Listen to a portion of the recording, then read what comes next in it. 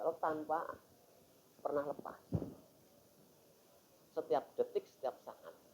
Khususnya Kanjeng Nabi ya. Khusus Kanjeng Nabi. Sehingga dia langsung kepada pusat. Maka dalam pengakuan dari dalam diri pribadi itu enggak ada. Itu murni dari Allah. Sehingga apapun yang dia lakukan itu bukan dari pribadi, tapi dari murni dari Allah. Nanti kecerdasan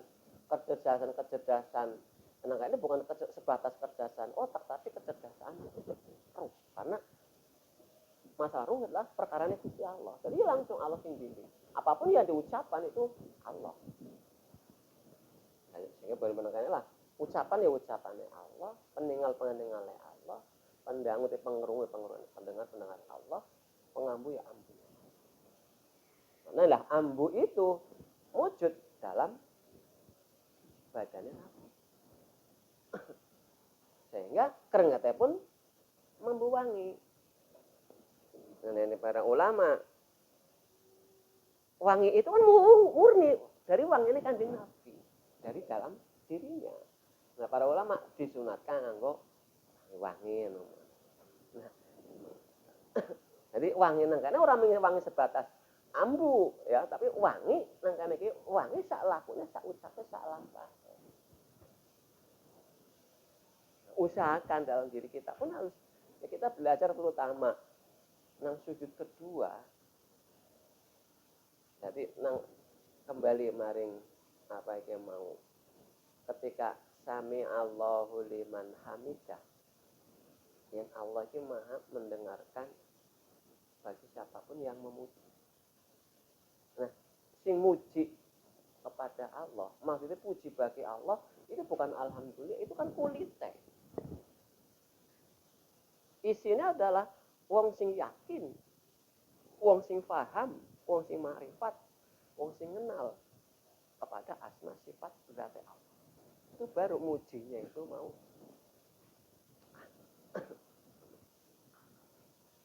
Kenapa? Karena setelah sami Allahu liman hamidah, Rabbana lakal ham. Duh Gusti, Tuhanku pengarang.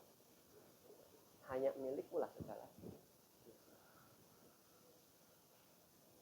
Maksudnya apa? Bahwa setelah kita pengakuan di dalam ruku, pengakuan Allah si Maha Kuasa, apapun ya, maksudnya asmanya kebuka kabeh nah ketika i'tidal, itu mil'us samawati wa mil'ul ardi, sak penuh langit, sak penuh bumi, sak penuh apapun yang kau kehendaki. Maksudnya apa? Kabeh apapun makhluk itu Allah sing nyipta, Allah sing ngatur, Allah sing nyukupi, sing nyari mau, sehingga benar-benar kalau mau kita pun ya cuma Allah sing bisa menyelamatkan. Cuma wamil arti wamil umasyikta min syai'in ba'du, sak penuh apapun yang kau hendaki. Maksudnya seseorang sing benar-benar Allah murni sing menguasai, bukan karena ya kabeh sih kabeh kan Gusti Allah, cuma atas ridhi, izin dan ridho. Nah, ketika kita sujud pertama itu benar-benar kita itu benar-benar Allah sing ngatur, Allah sing mau. Lah nek kowe kepengin slamet, ya kowe manut yang Gusti Allah. Maksudnya apa? Ya pasrah. Jadi sujud pertama itu benar-benar tawakal. Pasrah. Kenapa? Kita bisanya pasrah itu karena kalau kita merasa lemah, merasa hina, merasa bodoh, merasa rendah, itulah sujud. Jadi sujud itu ungkapan rasa itu. Nah, itu enggak nerap, maka sujudmu pun enggak akan nerap. Enggak akan tumakninah. Atine itu tumakninah raga, tumakninah batin. Jadi tumakninah sujud pertama itu benar-benar rasa. Dan itu masuk seharusnya sebelum kita sujud. Ketika kita i'tidal itu sudah masuk. Karena kita waktu itu melihat maha luhurnya Allah, maha azimnya Allah, maha karimnya Allah, maha segala-galanya. Dan kita langsung jungkel. Sekaligus kita butuh kepada kasih sayang Allah. Butuh. Nah, maka ketika sujud pertama itu benar-benar tawakal, pasrah. Kalau kita merasa lemah, merasa bodoh, merasa rendah. Maka ketika begitu duduk, itu takwid. Tauhid itu kan menyerahkan apapun yang kau kehendaki, yang kau tentukan, ya. Jadi tauhid karena kita menyerahkan kepada keputusan Allah. Kita pasrah. Naik fase pertama karena merasa lemah bodoh hina, fase kedua tauhid itu maknanya sama pasrah ya. Tapi itu kita benar-benar menyalahkan ke Gusti lah. Apapun keputusanmu ya Allah. Ketika kita mangga, ya Allah yang membuktikan. Blang langsung. Ya, akulah yang maha ampun, maha kasih sayang, maha memaklumi atas kekuranganku, maha mengangkat derajat, maha membimbing, maha menyelamatkan, menyehatkan, dan maha membebaskan dari segala beban dan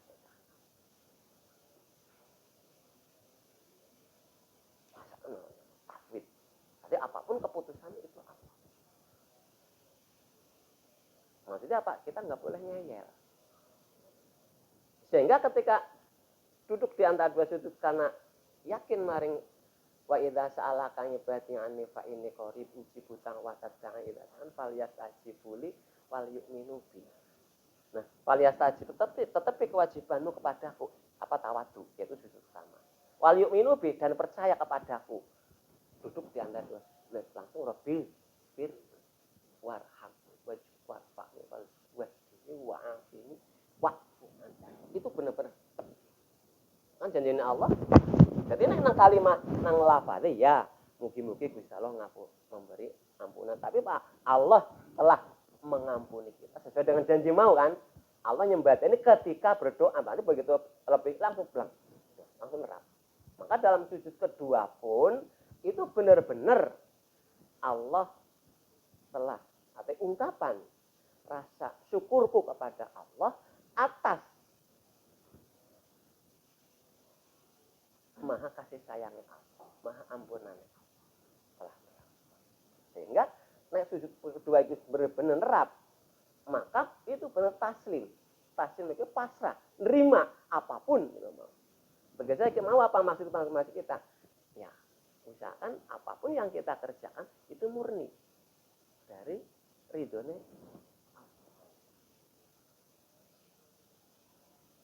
sehingga apapun yang diucapkan, apapun yang dikerjakan itu dari thoriqoh bagi kita. Thoriqoh untuk menerima apa sih dijanjikan.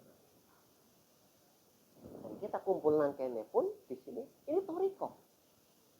Thoriqoh kerja kita nang juga mau ya kabeh kersane Gusti Allah kita dikumpulkan kene ya untuk mendapatkan kasih sayang rahmat Allah, itu mendapatkan rahmatnya jadi makanya rahmat ya, bimbingan, dibebaskan, diselamatkan baik dunia ataupun akhirat.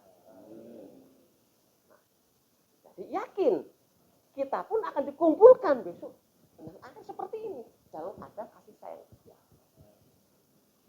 Maka orang-orang seperti itu apapun yang diucapkan kalamu kalamullah wa basaru basarullah wa samu samullah wa khabaru kerentanya ya kerentanya Gusti Allah apapun dari.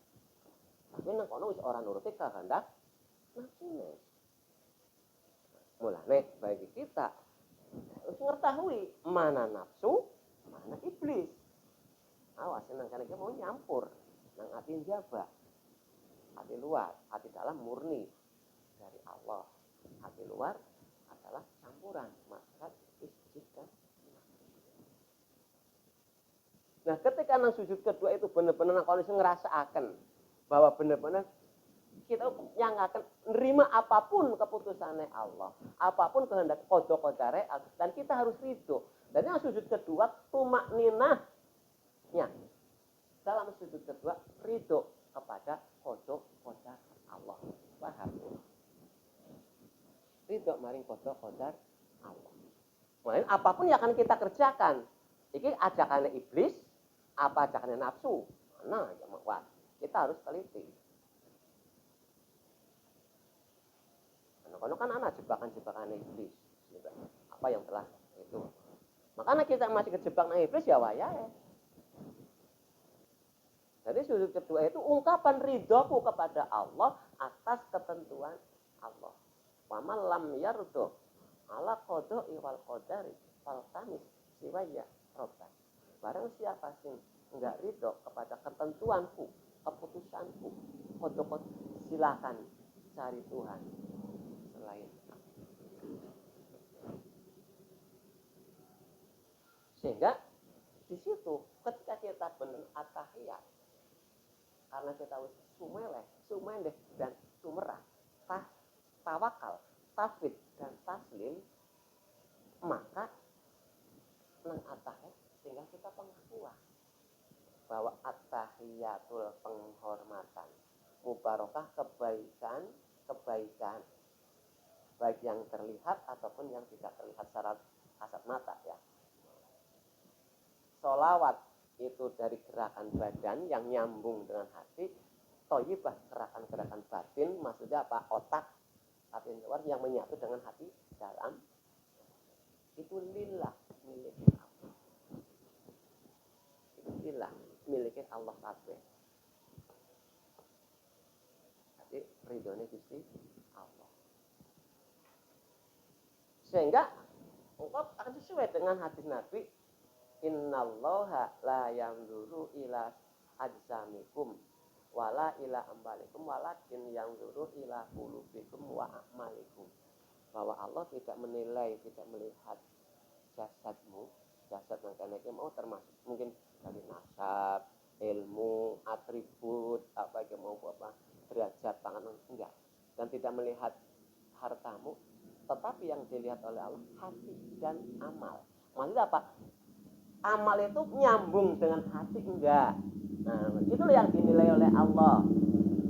Walaupun nang kono iki sama-sama nang kono iki mau sama-sama mengerjakan suatu hal, tapi engko sing beda, nah itu engko hatinya. Sing membedakan hati. Lan wong sing teman-teman menyambung karo hati, nyambung karo otak, karo hati kok menjadi sehingga wong itulah wong sing selamat. Maka bicara dawuh, assalamualaikum ayyuhan nabi wa rahmatullah wa barakatuh. Jadi keselamatan Gusti Allah mahmu wahid karo hati, wa rahmatullah nyatu membimbing raga, kasih sayang Gusti Allah wa barakatuh yang hasil dari asalam karo rahmatullah itu wau manfaatnya bisa nyumrambai untuk umat. Wa barakatuh hasil kerja. Ya cara-cara contoh nang dunia dengan mangkat usaha. Ketika atine selamat, sehingga apapun tugas dikerjakan. Selamat atine ya, mau. Jadi ora kleru-kleru. Walaupun pirang-pirang gangguan, banyak gangguan, itu tidak akan terpengaruh. Maaf, apalagi kita campur nang alam dunia, sing ganggunya anak cewek, itu animasi, sehingga kita tidak akan terkotori hati kita. Warahmatullah mendapat kasih sayang Allah, bimbingan Gusti Allah, bisa mengerjakan apapun sing jadi tugasnya. Wa barakatuh bisa hasil dari kerja. Sing hasilnya itu manfaat untuk kita dan untuk umat. Yang dengan usaha manfaat untuk pribadi karo keluarga minimal. Tapi setelah itu kan ada wa mimma razaqnahum yunfiqun. Nah, itulah wa barakatuh. Nah, itulah assalamualaikum ayyuhan nabiyyu wa rahmatullahi wa barakatuh. Sehingga nangkone ki mau Gusti Allah paring-maring sira Kanjeng Nabi, kita yang ucapkan tapi itu kan Allah, ini dari Allah. Allah yang maring kau Kanjeng Nabi kasih sayang dan barokah. Ya Allah, setelah kau kasihkan maring Kanjeng Nabi, engkau pun kasihkan kepadaku assalamualaikum wa ala ibadillah. Arti tambahi wa rahmatullahi wa barakatuh. Karena apa? Ya nek Kanjeng Nabi kan langsung yang bisa pleng. Lah kita kan bukan Nabi, malah kita tambahkan wa rahmatullah wa barakatuh. Apa yang kau kasihkan maring Kanjeng Nabi juga kasihkan kepada itu keselamatan dan kasih sayang juga barokahmu ya Allah. Waalaikumsalam warahmatullahi wabarakatuh. Dan kita menerima apapun itu assalamualaikum wa ala ibadillahi warahmatullahi wabarakatuh. kita benar-benar nang kono mau. Ora pur penyaksian, tapi meyakini, merasakan. Apa langsung? Pembuktian. Syahadat. Benar-benar Allah itu maha. Jadi orang yang asyhadu alla ilaha illallah, orang berarti aku bersaksi tidak Tuhan. Tapi aku benar-benar merasakan bahwa tidak ada yang membimbing, tidak ada yang mengasihi, tidak menjaga, tidak ada yang menyelamatkan, yang mencukupi. Dan benar-benar bahwa Muhammad itu sebagai utusanmu ya Allah. Dan ketika Allah mengutus seseorang, itu udah pasti Allah pun melimpahkan, akan menerapkan kekuasaannya Gusti Allah, maha-mahane Gusti diterapkan maring utusane. Aku utusannya raja, otomatis kita menghormati dia. Begitupun, maaf, Muhammad utusan Allah, kita pun menghormati dia. Masih sebagai contoh.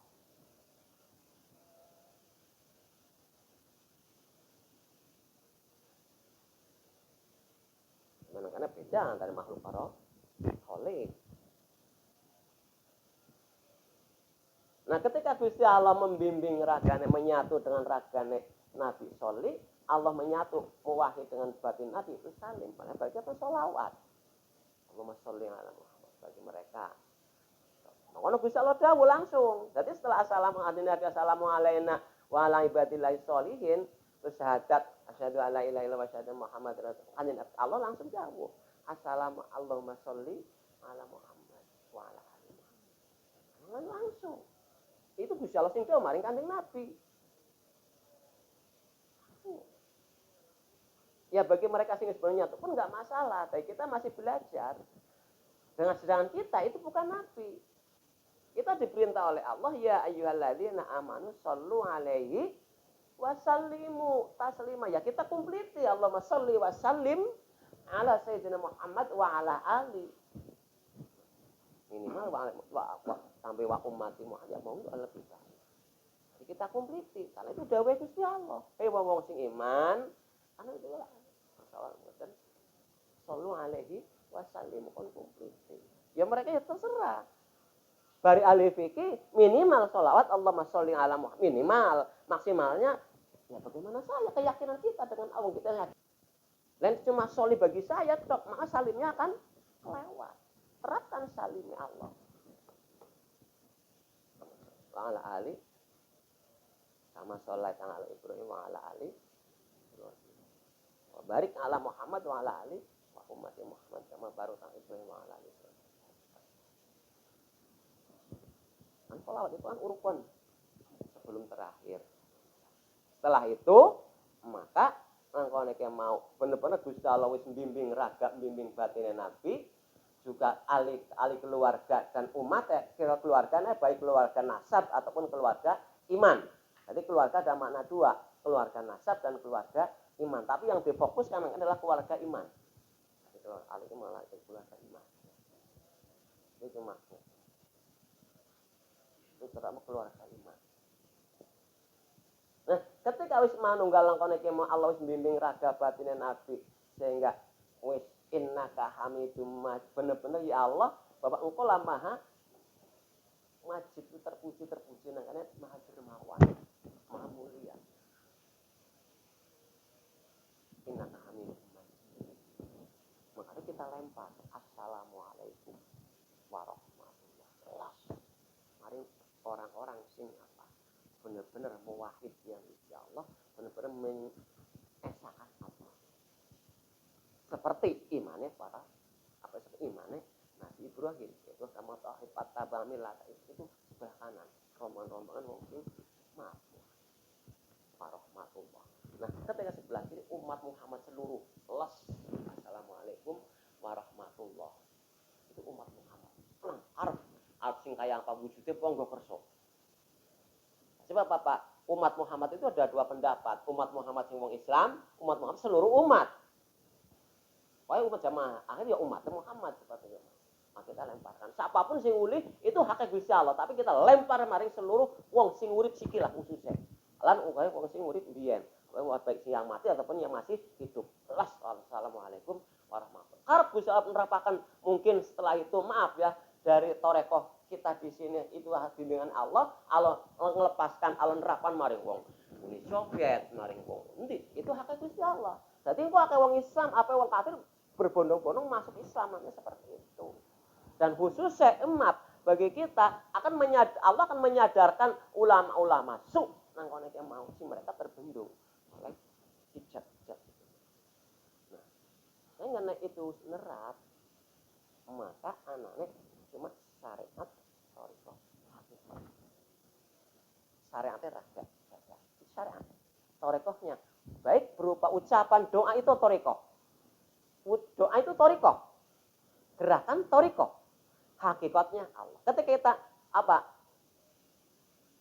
wa'fu anna waghfir lana warhamna itu torikoh kita untuk mendapatkan ampunane Allah sing ana hubungan karo hak Adam, waghfirlan untuk mendapatkan ampunan Allah sing langsung karo Gusti Allah, warhamna itu merupakan kasih. Itu untuk mendapat itu hakikatnya Allah ngapura, memberi maaf pada kita. Thariqahnya kita ngucap wa'fu anna waghfir. Itu yang berupa ucapan. Yang berupa tingkah laku, thariqahnya syariat banyu, thariqah aku minum, hakikatnya karena aku haus. Begitu minum langsung seger, langsung kuat. Begitupun kita istighfar, toriko syariat kita menungsa akeh dosane, banyak dosa. Torikonya kita istighfar, hakikatnya karena Allah Maha Ampun untuk menerapkan ampunannya Gusti Allah. Jadi tidak ada wasilah. Langsung. Apa sila nung sapa maning?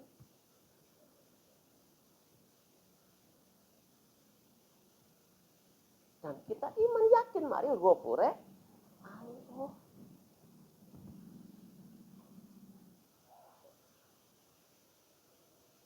Nah, saya katakan otomatis orang tersebut itu akan hati-hati dalam menjaga lambe, jaga tingkah laku akan berhati-hati.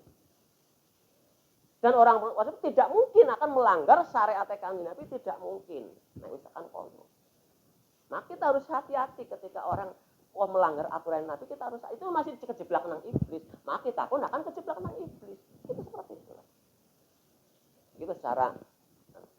Nah, kita masih mengikuti orang yang kejeblak iblis, maka kita pun masih mengikuti jebakannya iblis. Wis paham nang kono mau. Ya jebakannya iblis kan genah wingane. Iblis yang menghalang-halang kita untuk berbuat baik. Iblis yang nang kono menunda-nunda perbuatan baik. Iblis yang nang kono membuat tergesa-gesa dalam kita berbuat baik. Sehingga akan menjadi apa? Karena nafsune, termasuk traweh termasuk.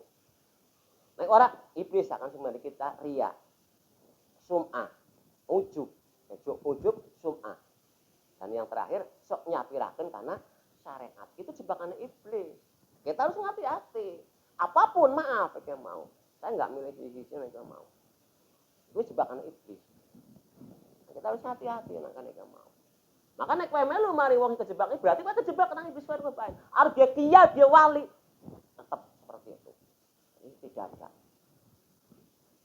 Memang ada kadang-kadang maaf ya, seseorang itu mau sebetulnya dia tidak berbuat, cuma penglihatan orang seperti dia berbuat masih padahal dia enggak.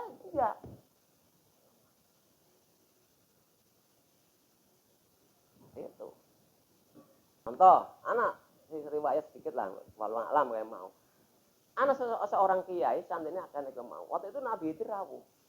Ya penglihatan kiai dia Nabi Hidir, tapi penglihatan santri dia cewek. Karena dia yang dia memang Nabi Hidir sing rawuh, ya nang dianggung, nang ya apa? Nabi Hidir. Tapi penglihatan santri kan wedon. Sehingga santrinya bubar. Tinggal seorang. Kenapa Pak Ramel bubar? Wah, aku iya, orang peduli sama Mbak, aku ya mungkin kiai dia mau melanggar syariat, cuma aku nggak ngerti. Memang puisi, aku cuma jadi paham. Dan itu tidak langganan, cuma sekali itu aja. Nek langganan maaf, itu berarti iblis. paham?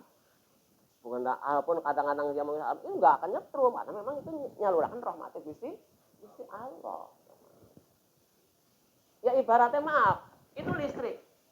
Nek sing paham, walaupun aku nyekel plus, asal tak maaf, kaki enggak nyetrum maring bumi orang bakal kesetrum. Ya enggak? Secara ilmu, ya. Tapi nek kita maaf nyambung maring bumi, kesetrum enggak?